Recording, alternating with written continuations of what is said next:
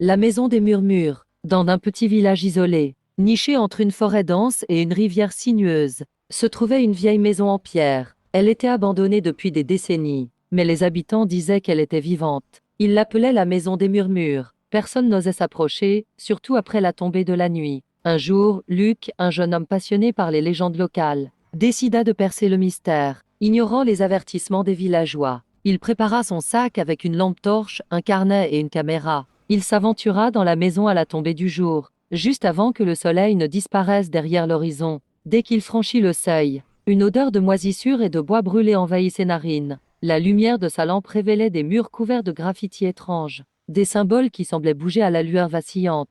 Mais ce qui le perturba le plus, c'étaient les murmures, faibles d'abord comme un souffle. Ils s'intensifièrent peu à peu, formant des mots indistincts. « Qui est là ?» demanda Luc, sa voix résonnant dans le vide. Les murmures cessèrent. Le silence qui suivit était encore plus oppressant. Mais Luc continua, sa curiosité le poussant à explorer davantage. Chaque pièce qu'il traversait semblait raconter une histoire macabre. Dans la cuisine, il trouva une vieille table avec des marques de griffures profondément incrustées. Dans le salon, un miroir brisé reflétait son visage, mais avec un sourire qui ne lui appartenait pas. Alors qu'il montait à l'étage, une porte claqua violemment derrière lui. Luc sursauta, mais refusa de céder à la panique. Il ouvrit la porte d'une chambre et y trouva un lit couvert de draps poussiéreux. Au mur, un tableau montrait une famille, un homme, une femme et une petite fille tenant une poupée. Pourtant, les visages des parents étaient flous, presque effacés, tandis que celui de la petite fille semblait le fixer directement, ses yeux noirs brillant d'une lueur malsaine. Un rire enfantin éclata soudain, glacé et désincarné.